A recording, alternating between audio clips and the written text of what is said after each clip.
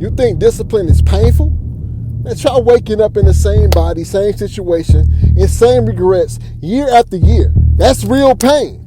The pain of staying the same will haunt you way longer than the pain of change ever will. Comfort is an illusion. All right? People stay the same because comfort gives you that security blanket, that safe feeling. Okay? But comfort is a killer. It can rob you of your ambition. It will dull your confidence. And it basically breeds regret. The longer you avoid growth, the deeper your pain gets. Now think about it. What is it really costing you?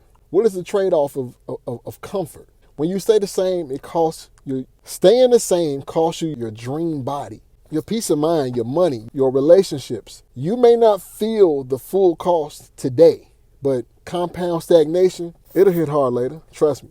You got to ask yourself, what am I losing by not changing? What am I losing by staying the same and being on that hamster wheel? Staying the same is what also causes regret because you didn't do something. Not what you did do, but what you didn't do. That's the worst kind of regret.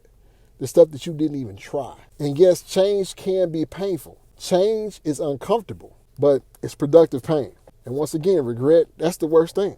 It's heavy, it's quiet, it's long lasting. It dies with you. Truthfully, the things that cause you the most pain will pay you back the greatest if you persevere through it. How do you know when you're stuck? Because you're overthinking. You keep praying to God for the same thing over and over, not realizing He already answered your prayer. He already gave you the blueprint of what to do. And what do you keep doing? You keep not doing it. It's a lack of confidence. Second guessing yourself. Second guessing the Most High Creator. You got to rethink this, bro. Wasting all that time on social media, scrolling for hours, eating your emotions. Man, I've been there. I've done that. That's how I got to 305 pounds. Trust me. You know, that's why I'm losing the weight now. That's why I don't have a summer body already, you know, because I was doing the things that made me feel better in the moment, not pushing myself through the pain. We got to push ourselves through the pain. You got to stop trying to be comfortable. It is what it is, man. Man up. I mean, how many times are we going to keep lying to ourselves that, you know, we're going to start on Monday. You know, I'm going to start eating right tomorrow. You know, I'm going to work on that business tomorrow. That's weak. All of us have been there in some kind of way, I'm sure. And one of the main things is because we kind of fear growth. We fear leaving people behind, you know, the past identity we had, you know, the fame we had in high school, you know, the friends that we might be letting go, that girl that we used to love. All those things are things that kind of like keep us at bay and keep us in a certain position where we don't really level up like we're supposed to. And it's not that you can't change, it's that you just don't want to leave behind what's familiar. But that fear is the threshold to your next level. I'm telling you, you just got to think about it, man. It takes a lot of guts and a lot of risk to just step out on faith and do what you got to do to really get to where you want to go. You know, it's really easy to just stay comfortable. It's really easy to just stay stagnant. That's the easy part. That's what's easy. But if you want what's easy, then you don't want what's great. So what are we going to do? We got to flip the script. We got to make change non-negotiable. We got to build a plan. We got to plan our workouts, plan what you eat, your nutrition, you know, plan for your money, your mindset, you know. Change one thing daily. Stack the wins. I say this all the time, man. When you stack the wins, when you stack that daily progress of doing the same thing over and over till you get to that desired result, that's the real success. That's the real markers that you need to hit. You just got to do it. See, one of the biggest things is that the way you reframe your mind, you really got to start viewing discipline as a privilege and not a prison, because discipline equals freedom. Discipline is not something that's gonna keep you down and not let you spread your wings and fly. Discipline is going to give you the wings to fly. Seriously, because you got to think about it. Like I said, right now, I'm in a prison of not being able to eat what I want to because I let myself go with comfort, because I got fat, you know? So now I'm doing extreme things right now to cut my weight fast. I'm fasting and all that kind of stuff, right?